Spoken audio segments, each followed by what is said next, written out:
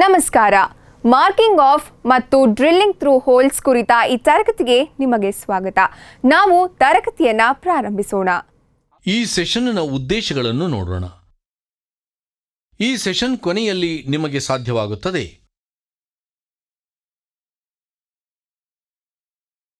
Drilling ಎಂದರೆ ಏನೆಂದು ತಿಳಿಸಿ, ವರ್ನಿಯರ್ ಹೈಟ್ ಗೇಜ್ ಬಳಸಿ ಡ್ರಿಲ್ ಹೋಲ್ ಸೆಂಟರ್ಗಳನ್ನು ಮಾರ್ಕ್ ಮಾಡಿ,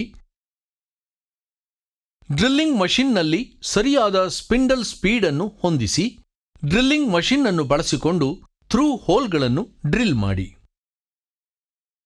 ಡ್ರಿಲ್ಲಿಂಗ್ ಎನ್ನುವುದು ಸಾಲಿಡ್ ಮೆಟೀರಿಯಲ್ಗಳಲ್ಲಿ ಸರ್ಕ್ಯುಲರ್ ಹೋಲ್ಗಳನ್ನು ಮಾಡಲು ರೊಟೇಟಿಂಗ್ ಕಟಿಂಗ್ ಟೂಲ್ ಮೂಲಕ ಕೈಗೊಳ್ಳಲಾಗುವ ಒಂದು ಮೆಟಲ್ ಕಟಿಂಗ್ ಪ್ರಕ್ರಿಯೆಯಾಗಿದೆ.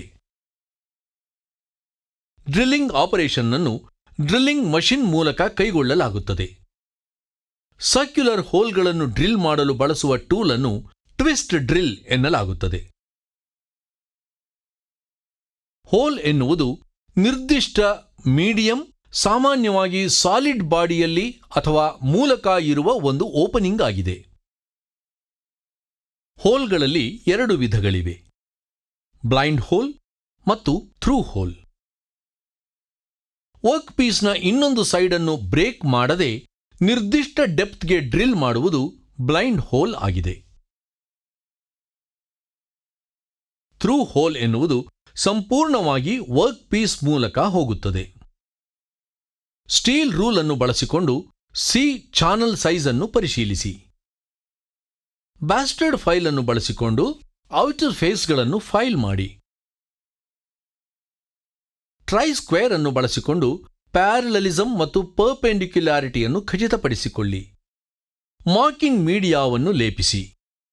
ಸರ್ಫೇಸ್ ಟೇಬಲ್ ಮೇಲೆ ವರ್ನಿಯರ್ ಹೈಟ್ ಗೇಜ್ ಅನ್ನು ಬಳಸಿಕೊಂಡು 90 mm into 74 mm into 40 mm size ಅನ್ನು ಮಾರ್ಕ್ ಮಾಡಿ. ಡಾಟ್ ಪಂಚ್ ಮತ್ತು ಬಾಲ್ ಪೀನ್ ಹ್ಯಾಮರ್ ಬಳಸಿಕೊಂಡು ಆನ್ವಿಲ್ ಮೇಲಿನ ವರ್ಕ್ ಪೀಸ್ ಮೇಲೆ ವಿಟ್ನೆಸ್ ಮಾರ್ಕ್ ಮಾಡಿ. ವಿಭಿನ್ನ ಗ್ರೇಡ್ಗಳ ಫೈಲ್ಗಳನ್ನು ಬಳಸಿಕೊಂಡು ಆಯಾ ಸೈಜ್ಗಳಿಗೆ ಫೈಲ್ ಮತ್ತು ಫಿನಿಶ್ ಮಾಡಿ. ಟ್ರೈ ಸ್ಕ್ವೇರ್ ಬಳಸಿ ಪ್ಯಾರಲಲಿಸಮ್ ಮತ್ತು ಪರ್ಪೆಂಡಿಕ್ಯುಲಾರಿಟಿಯನ್ನು ಖಚಿತಪಡಿಸಿಕೊಳ್ಳಿ. ವರ್ನಿಯರ್ ಕ್ಯಾಲಿಪರ್ ಅನ್ನು ಬಳಸಿಕೊಂಡು ಅಳತೆಗಳನ್ನು ಪರಿಶೀಲಿಸಿ. ಥ್ರೂ ಹೋಲ್ಗಳನ್ನು ಡ್ರಿಲ್ ಮಾಡಲು ಮಾರ್ಕಿಂಗ್ ಆಫ್. ಮತ್ತೊಮ್ಮೆ ಸಿ ಚಾನಲ್ನ ಟಾಪ್ ಸರ್ಫೇಸ್ ಮೇಲೆ ಮಾರ್ಕಿಂಗ್ ಮೀಡಿಯಾವನ್ನು ಲೇಪಿಸಿ. ಸರ್ಫೇಸ್ ಟೇಬಲ್ ಮೇಲೆ ಆಂಗಲ್ ಪ್ಲೇಟ್ ಸಹಾಯದಿಂದ ಜಾಬ್ಗೆ ಸಪೋರ್ಟ್ ನೀಡಿ. ಸರ್ಫೇಸ್ ಟೇಬಲ್ ಮೇಲೆ ವರ್ನಿಯರ್ ಹೈಟ್ ಗೇಜ್ ಅನ್ನು ಬಳಸಿಕೊಂಡು ಫೇಸ್ ಬಿ ಇಂದ 17 mm, 37 mm ಮತ್ತು 57 mm ಅಂತರದಲ್ಲಿ ಲೈನ್ಗಳನ್ನು ಎಳೆಯಿರಿ.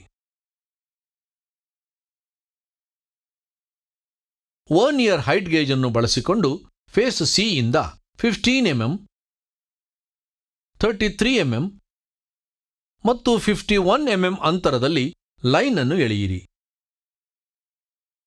ಡ್ರಾಯಿಂಗ್ ಪ್ರಕಾರ ಆನ್ವಿಲ್ ಮೇಲೆ ಸೆಂಟರ್ ಪಂಚ್ ಮತ್ತು ಬಾಲ್ ಪೀನ್ ಹ್ಯಾಮರ್ ಅನ್ನು ಬಳಸಿಕೊಂಡು ಡ್ರಿಲ್ ಮಾಡಬೇಕಾದ ಹೋಲ್ ಸೆಂಟರ್ಗಳನ್ನು ಮಾರ್ಕ್ ಮಾಡಿ. Spindle speed. ಸ್ಪಿಂಡಲ್ ಸ್ಪೀಡ್ ಅನ್ನು ರೆವಲ್ಯೂಷನ್ಸ್ ಪರ್ ಮಿನಿಟ್ನಲ್ಲಿ ಈಕ್ವೇಷನ್ ಅನ್ನು ಲೆಕ್ಕ ಹಾಕಲಾಗುತ್ತದೆ. N equal to V into 1000 divided by D into pi in RPM. ಇಲ್ಲಿ V ಎಂದರೆ ಕಟಿಂಗ್ ಸ್ಪೀಡ್ ಆಗಿದೆ ಮೀಟರ್ ಪರ್ ಮಿನಿಟ್ನಲ್ಲಿ. D ಎಂದರೆ ಡ್ರಿಲ್ ಬಿಟ್ನ ಡಯಾಮೀಟರ್ ಆಗಿದೆ ಮಿಲಿಮೀಟರ್ನಲ್ಲಿ. Pi equal to 22 divided by 7 ಅಂದರೆ 3.1412. ಹೋಲ್ ಡ್ರಿಲ್ ಮಾಡಬೇಕಾದ ಮೆಟೀರಿಯಲ್ನ ಪ್ರಕಾರವನ್ನು ಆಧರಿಸಿ ಟೇಬಲ್ನಿಂದ ಕಟಿಂಗ್ ಸ್ಪೀಡ್ ಅನ್ನು ಆಯ್ಕೆ ಮಾಡಲಾಗುತ್ತದೆ. ಉದಾಹರಣೆಗೆ MS ಪ್ಲೇಟ್ ಮೇಲೆ 8 mm ಥ್ರೂ ಹೋಲ್ ಅನ್ನು ಡ್ರಿಲ್ ಮಾಡಲು ಕಟಿಂಗ್ ಸ್ಪೀಡ್ ಅನ್ನು ಈ ರೀತಿ ಲೆಕ್ಕ ಹಾಕಲಾಗುತ್ತದೆ. V ಈಕ್ವಲ್ ಟು MS ಮೆಟೀರಿಯಲ್ನ ಕಟಿಂಗ್ ಸ್ಪೀಡ್ ಅನ್ನು ಟೇಬಲ್ ಪ್ರಕಾರ 30 ಮೀಟರ್ ಪರ್ ಮಿನಿಟ್ ಎಂದು ಆಯ್ಕೆ ಮಾಡಲಾಗಿದೆ. ಹಾಗಾಗಿ n equal to 30 into 1000 divided by 8 into 3.14 RPM. n equal to 1194.26 RPM. Spindle speed ಅನ್ನು ಸೆಟ್ ಮಾಡಲು 1194.26 RPM ಲಭ್ಯವಿಲ್ಲದಿರುವುದರಿಂದ ಡ್ರಿಲ್ಲಿಂಗ್ ಮಷಿನ್ನ ಪುಲ್ಲಿಯಲ್ಲಿ ಲಭ್ಯವಿರುವ ಸಮೀಪದ ಲೋವರ್ ರೇಂಜ್ ಆಗಿರುವ 1000 RPM ಅನ್ನು ಆಯ್ಕೆ ಮಾಡಿ. 8 mm ಹೋಲ್ ಅನ್ನು ಡ್ರಿಲ್ ಮಾಡಲು ಆಯ್ಕೆ ಮಾಡಿದ ಸ್ಪಿಂಡಲ್ ಸ್ಪೀಡ್ 1000 RPM ಆಗಿದೆ. Drilling feed. ಫೀಡ್ ಎನ್ನುವುದು ಒಂದು ಸಂಪೂರ್ಣ ರೊಟೇಷನ್ನಲ್ಲಿ ವರ್ಕ್ನೊಳಗೆ ಡ್ರಿಲ್ ಮುಂದುವರಿಯಬೇಕಾದ ಡಿಸ್ಟೆನ್ಸ್ ಅಂದರೆ ಎಕ್ಸ್ ಆಗಿದೆ. ರೇಟ್ ಆಫ್ ಫೀಡ್ ಹಲವಾರು ಅಂಶಗಳ ಮೇಲೆ ಅವಲಂಬಿತವಾಗಿದೆ. ಅಗತ್ಯವಿರುವ ಫಿನಿಶ್, ಡ್ರಿಲ್ ಬಿಟ್ ವಿಧ ಅಂದರೆ ಡ್ರಿಲ್ ಬಿಟ್ ಮಟೀರಿಯಲ್, ಡ್ರಿಲ್ ಮಾಡಬೇಕಾದ ಮೆಟೀರಿಯಲ್, ಡ್ರಿಲ್ ಬಿಟ್ ಡಯಾಮೀಟರ್ಗೆ ಸಂಬಂಧಿಸಿದಂತೆ ಫೀಡ್ ರೇಂಜ್ ಅನ್ನು ಟೇಬಲ್ ತೋರಿಸುತ್ತದೆ. ಚಿಪ್ಗಳಿಂದ ಮುಕ್ತವಾಗಿರುವಂತೆ ಡ್ರಿಲ್ಲಿಂಗ್ ಮಷಿನ್ನ ವರ್ಕಿಂಗ್ ಟೇಬಲ್ ಅನ್ನು ಸ್ವಚ್ಛಗೊಳಿಸಿ.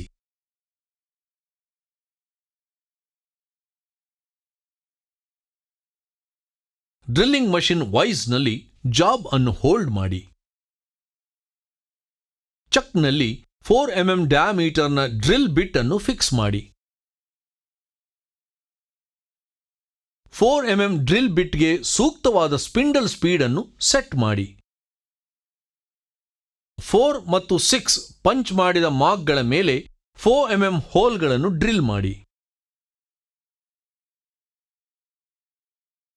ಥ್ರೂ ಹೋಲ್ ಡ್ರಿಲ್ಲಿಂಗ್ ಆಗಿ ಪಿಲ್ಲರ್ ಡ್ರಿಲ್ಲಿಂಗ್ ಮಷಿನ್ ಅನ್ನು ಬಳಸಿಕೊಂಡು ಉಳಿದಿರುವ ಸೆಂಟರ್ ಪಂಚ್ಡ್ ಮಾರ್ಕ್ಗಳ ಮೇಲೆ 7 ಪೈಲಟ್ ಹೋಲ್ಗಳನ್ನು ಡ್ರಿಲ್ ಮಾಡಿ. ಪೈಲಟ್ ಹೋಲ್ಗಳ ಮೇಲೆ ಸ್ಟೆಪ್ಗಳಲ್ಲಿ ಅಗತ್ಯವಿರುವ ಹೋಲ್ಗಳನ್ನು ಡ್ರಿಲ್ ಮಾಡಲು ಚೆಕ್ಗೆ 6 mm ಡ್ರಿಲ್ ಬಿಟ್ ಅನ್ನು ಫಿಕ್ಸ್ ಮಾಡಿ.